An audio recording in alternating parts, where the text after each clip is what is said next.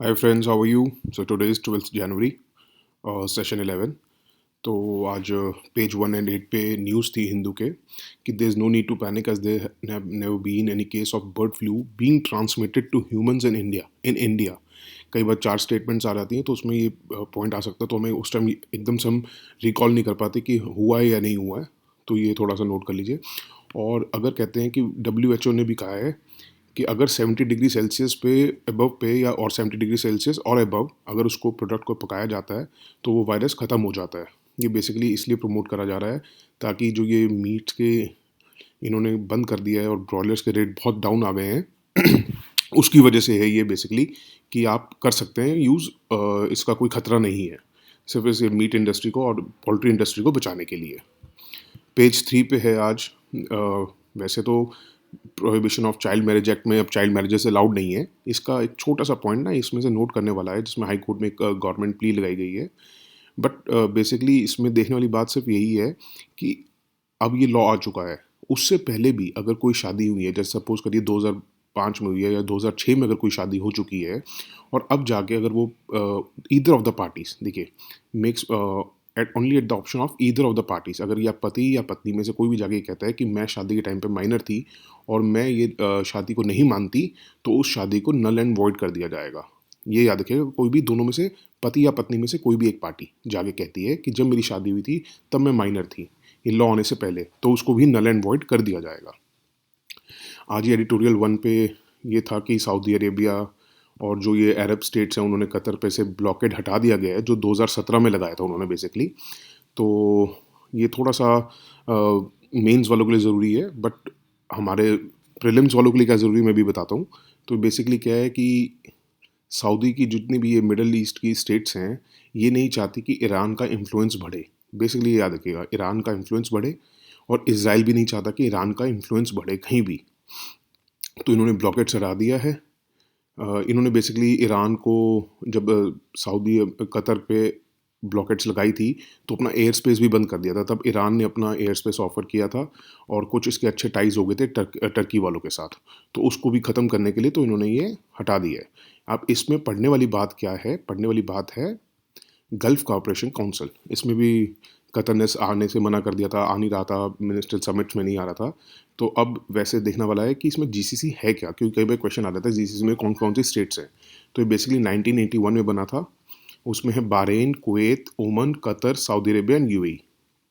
ये इसका वो है कि क्यों बनाया गया था, कि क्योंकि सिमिलर इनके रिलीजन बिलीव्स हैं, जोग्राफिकल प्रॉक्सिमिटी है, स्पेशल रिलेशंस है। इसमें याद रखिएगा कि इजिप्ट नहीं है, दो Egypt is a Arab state, ठीक है।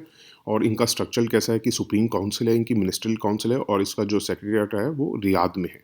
ये याद रख लीजिएगा। एक आज न्यूज़ में जुकोऊ वैली के बारे में था। I don't know I am pronouncing it right और रॉन्ग, बट जुकोऊ वैली के बारे में था, क्योंकि इसमें ना फ्रीक्वेंटली फायर्स होती रहती हैं और ये 3-4 दिन से न्यूज़ में था। तो इसका थोड़ा सा देख लीजिए कि एक जुकोऊ जो है ना, एक सेंचुरी है फॉर एंडेंजर्ड ब्लिट्स ट्रैगोपैन। ये बेसिकली नागालैंड का स्टेट बर्ड है और वहाँ पे इस सेंचुरी में देखा जाता है। सेंचुरी बनाई एंडेंजर्ड के लिए है, और ये बेसिकली डिस्प्यूट में भी रहता है, मणिपुर और नागालैंड के बॉर्डर पे है, क्योंकि ये, ठीक है, इनके बीच में डिस्प्यूट भी रहता है। और थोड़ा देखने वाली बात ये है कि जो जुकोऊ वैली है ना, वो is very famous for its wine range of flowers including exotic flowers. ये याद रखिएगा कि कई बार पूछ लेते हैं वैली किस लिए फेमस है या क्या है इधर। तो एक्सोटिक फ्लावर्स बहुत है यहाँ पे। जुकोऊ लिली सिर्फ यहीं पाई जाती है। और एक्सोटिक फ्लावर्स का मतलब होता है जो फॉरेन स्पीशीज़, मतलब जैसे सपोज़ कीजिए कि आपकी एक जगह है और वहाँ पे सिर्फ गोभी ही उग सकती है, या मतलब कोई भी फूल उग सकता है, और आप बाहर का कोई लाके अगर फूल वहाँ उगाते हैं, वहाँ के एनवायरनमेंट में उसको अडेप्ट कराते हैं, उसको एक्सोटिक स्पीशीज़ कहा जाता है। आज एडिटोरियल 2 पे ये बड़ा अच्छा एम के नारायणन जी का आया हुआ है। इट इज़ गुड, जो भी इंटरव्यू देने जाएंगे। मेंस के लिए इसका इतना पर्पस अभी नहीं है। क्यों नहीं है? क्योंकि अभी बहुत सारी, क्योंकि इनकी जो स्टेटमेंट, ये पूरा का पूरा अगर आप आर्टिकल देखेंगे तो it is basically anti BJP कह सकते हैं आप, क्योंकि इसमें ना ये दिखाया गया कि यूरोप भी चाइना के साथ जा रहा है। ऐसा ऐसा कुछ है नहीं। अगर बेसिक ग्राउंड्स पे देखेंगे तो इतना कुछ नहीं है कि यूरोप चाइना की तरफ फेवर कर रहा है, क्योंकि वो देख रहा है कि चाइना को आइसोलेट कर देना बहुत मुश्किल है, तो हमें उधर की तरफ थोड़ा ध्यान देना चाहिए। इतना कुछ नहीं है ज़्यादा भी। यहाँ पे जो हमारे प्रीलिम्स के लिए इम्पोर्टेंट है, that is basically Abraham accords. Abraham accords जो है ये पहले पढ़ते हैं कि अब्राहम अकॉर्ड है क्या। जहाँ इन्होंने लिखा है अब्राहम अकॉर्ड हमारे प्रीलिम्स वालों के लिए क्या ज़रूरी है। अब्राहम अकॉर्ड बेसिकली हुआ है इसराइल, यूएई और बहरीन के बीच में अकॉर्ड हुआ है, ठीक है। तो ये यूएस ने मीडिएट कराया है। तो ये फर्स्ट अरब इजरायली पीस है 26 साल के अंदर। उससे पहले जो हुई थी वो 1979 में हुई थी। सबसे पहली जो हुई थी इजिप्ट के साथ। इजिप्ट फर्स्ट अरब स्टेट थी जो पीस डील जिसने साइन की थी इसराइल के साथ 1979 में, और जॉर्डन ने 1994 में की थी। अब उसके 26 साल बाद ये पीस हुई है इसराइल, यूएई, बहरीन। कई बार आ जाता है अब्राहम अकॉर्ड क्या है या कौन कौन सी स्टेट्स इसमें इन्वॉल्व है, ठीक है। इसमें फिर अब ये क्या करेंगे आपस में, यूएई बहरीन जो है एम्बेसीज खोलेंगे आपस में इसराइल के साथ। टूरिज्म, ट्रेड, हेल्थ केयर में भी काम करेंगे। मुस्लिम्स के लिए दरवाजे खोल जाएंगे ताकि वो जेरूसलेम जो इसराइल में है उसके अक्सा मॉस्क में जा सकें। अल अक्सा मॉस्क कहाँ है? जेरूसलेम में, ये ध्यान रखिएगा।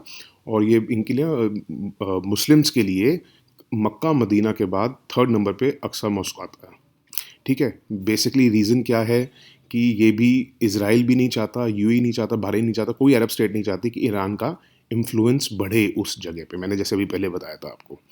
और एडिटोरियल 2 पे इन्होंने बताया कि इंडिया ध्यान नहीं दे रहा है सार्क की तरफ, आरसीपी से बाहर चला गया है और बीमस्टेक से बाहर चला गया है। तो इसके बहुत सारे प्रोज एंड कॉन्स हैं। ये थोड़ा सा इंपॉर्टेंट है आरसीपी, क्योंकि ये अभी गया है फिलहाल। पहले इंडिया 9 साल तक पीछे पड़ रहा था आरसीपी का मेंबर बनने के लिए कि मतलब साइन हो जाए डील, और बीमस्टेक पे ध्यान नहीं दे रहा है, सार्क पे ध्यान नहीं दे रहा है। It is not so important for prelims, but prelims के लिए क्या इंपॉर्टेंट है मैं भी बताता हूँ। बट मेंस वालों के लिए थोड़ा सा इसको पढ़ लीजिएगा कि आरसीपी में ना जाने के हमारे कारण क्या हैं, पॉजिटिव और नेगेटिव दोनों देख लीजिएगा। और अब मैं आरसीपी का बताता हूँ आपको। आरसीपी ना बेसिकली एशियन, अभी एशियन का भी बताऊंगा, पहले एशियन के 10 स्टेट्स हैं, प्लस उसमें आता है China, Japan, south Korea, Australia, New Zealand और इंडिया। बट इंडिया ने अपने आप को 2019 में बाहर निकाल लिया है। और ये जो मतलब याद करना पड़ा इजी, ऑस्ट्रेलिया, न्यूजीलैंड बराबर बराबर में है, चाइना, जापान, साउथ कोरिया बराबर बराबर में है, और एक इंडिया था।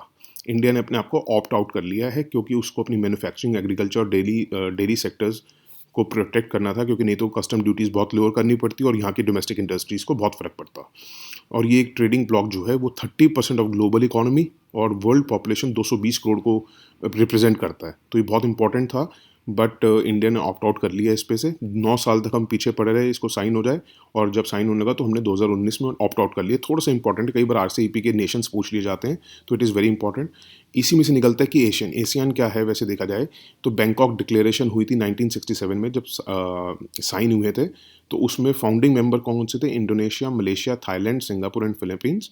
उसके बाद ये आगे Bruny, Vietnam, Laos, Myanmar, Cambodia. Cambodia was the last one two join. और अगर जब मैं आपको अगर जीएस प्रीलिम्स ज्योग्राफी शुरू करी तो बड़े इजीली आपको बताऊंगा कि इसलिए ना, अगर आप देखें कि जो साउथ ईस्ट नेशंस हैं ये सब एक जैसे बराबर बराबर में, जैसे अगर देखें तो म्यांमार, फिर थाईलैंड, मलेशिया, और उधर कंबोडिया, लाओस, वियतनाम एक साथ है, ब्रूनी उधर है, फिलीपींस है, इंडोनेशिया है। तो आपको बड़ी इजीली याद हो जाएगा एशियन क्या है। दूसरा इसमें बिम्स्टेक के बारे में था। बिम्स्टेक की फुल फॉर्म जो है ये came into being in 1997 through Bangkok declaration. BIMSTEC की फुल फॉर्म अब हो चुकी है Bay of Bengal initiative for multi sectoral technical and economic corporation. But ये जब अब याद नहीं रहते कि इसकी स्टेट कौन कौन सी, क्योंकि इतने सारे ऑर्गेनाइजेशन हैं। तो इसका ईजी फार्मूला है, जब ये बना था तो ये बना था बिस्टेक। बिस्टेक मतलब बांग्लादेश, इंडिया, श्रीलंका, थाईलैंड के नाम पे बना था बिस्ट, ठीक है। चारों के नाम आ गए। फिर उसके बाद 1997 में इसको कर दिया गया बिम्स्टेक। बिम्स मतलब एम मतलब म्यांमार को इन्वॉल्व कर लिया गया। तो इसको इजी रखना याद इसलिए है कि बी से बांग्लादेश, फिर आई इंडिया, एम से म्यांमार, एस से श्रीलंका, टी से थाईलैंड, इकोनॉमिक कॉर्पोरेशन बन गया था। फिर 2004 में इसमें नेपाल और भूटान को ऐड कर लिया गया, तो ये बिम्स्टेक बन गया है। तो मतलब इसकी जो इनिशिएटिव्स के ये बे ऑफ बंगाल ये नाम बना दिया इसका। तो इसको याद करने का तरीका सीधा यही है, बिम्स्टेक अगर कभी आए तो BIMST से तो याद हो जाएगा, बाद में नेपाल और भूटान उसको और ऐड कर देना। और सार्क के बारे में भी देख लेते हैं। जो सार्क है वो ढाका डिक्लेरेशन में आया था 1985 में, याद रखिएगा 1985 में। और बिम्स्टेक और ये एशियान का दोनों का बैंकॉक डिक्लेरेशन है। और सार्क जो है 1985 में आया था। और अफ़गानिस्तान इसका न्यूएस्ट मेंबर है जो 2005 में ऐड हुआ था। इसके हेडक्वार्टर्स जो है नेपाल में है। 8 कंट्रीज़ हैं इसकी। इसका याद करने का तरीका ये है कि इंडिया के साथ कौन कौन था पहले। इंडिया पहले क्या था, इंडिया था, बांग्लादेश था, और आज़ादी मतलब वैसे बहुत पहले से देखा जाए शोकस के टाइम तो इंडिया, बांग्लादेश, अफगानिस्तान, पाकिस्तान, नेपाल, और फिर नीचे से श्रीलंका और मालदीव, ये भूटान। ठीक है, तो ये याद करने के तरीके कि बिल्कुल हमारी जो नेबरिंग स्टेट्स हैं, नीचे के श्रीलंका और मालदीव और याद रखना। ठीक है, और एक आज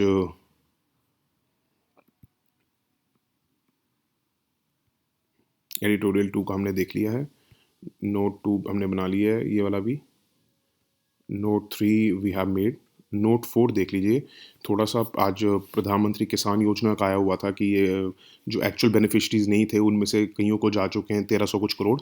मेन इसमें देखना क्या है कि प्रधानमंत्री किसान योजना थी क्या। वैसे तो बहुत पुरानी हो चुकी है, बहुत पुरानी भी नहीं हुई, 1-2 साल पुरानी है, 2019 में आई थी, बट इसका देख लेते हैं कि इन्होंने बेसिकली टारगेट किया था फार्मर्स को। ये अब इसलिए इंपॉर्टेंट है कि पहले तो ये सिर्फ स्मॉल एंड मीडियम फार्मर्स के लिए थी, जिसमें उनको इनकम सपोर्ट दिया जाता 6,000 रुपये पर ईयर इन 3 इंस्टॉलमेंट्स, मतलब 2-2 हज़ार करके 4 महीने बाद। बट जब उन्होंने देखा, ये इन्होंने फिर सारे फार्मर्स को इन्वॉल्व कर लिया। क्यों करा? जब इन्होंने देखा कि जीवीए की ग्रोथ, जीवीए मैं आपको पहले ही बता चुका हूँ लेक्चर्स में कि डिक्लाइन हो रही है एग्रीकल्चर सेक्टर की, तो उन्होंने ऑल द फार्मर्स कर लिया। बट सर्टन एक्सक्लूजन है इनकम स्टेटस पे, जैसे को जो इनकम टैक्स पेयर्स हैं, डॉक्टर्स, इंजीनियर्स, लॉयर्स, सीएज या पेंशनर्स हैं जो इतना एटलीस्ट 10,000 रुपये महीना ले रहे हैं, तो उनको इन्होंने एक्सक्लूड करा है। थोड़ा सा इसके बारे में देख लीजिए कि ये फुल्ली फंडेड है बाय यूनियन गवर्नमेंट, और इसको एडमिनिस्टर करता है एग्रीकल्चर मिनिस्ट्री। कई बार आता रहता है ऑप्शंस में मिनिस्ट्री ऑफ फूड, तो नहीं, एग्रीकल्चर मिनिस्ट्री करता है। और सारी स्टेट्स इसको इम्प्लीमेंट कर रही है except West Bengal, and the entire responsibilities. अब किसको पैसा जाना चाहिए, बेनिफिशरीज को कौन आइडेंटिफाई करेगा, that rest with the state and UT governments. ये याद रखिएगा, वो यूनियन गवर्नमेंट नहीं डिसाइड करेगी बेनिफिशरीज कौन है, वो आइडेंटिफाई करेगी स्टेट एंड यूटी गवर्नमेंट्स। और इसमें सिमिलर प्रोग्राम्स कैसे हैं याद रखिएगा, भावांतर तो है एमपी का, रायतू बंधु है तेलंगाना की जो सबसे पहले आई थी, और कालिया है उड़ीसा की। ठीक है, प्रीलिम्स के लिए यही ज़्यादा ज़रूरी था आज के न्यूज़पेपर में, और मैंने I have gone through in details, अच्छी तरह हर एक न्यूज़ की बहुत डिटेल्स में गया हूँ, तो यही ज़्यादा इम्पॉर्टेंट था, इससे ज़्यादा कुछ आज ज़रूरी नहीं था। तो you can rely on this. Thank you so much for listening, thank you so much, take care, bye.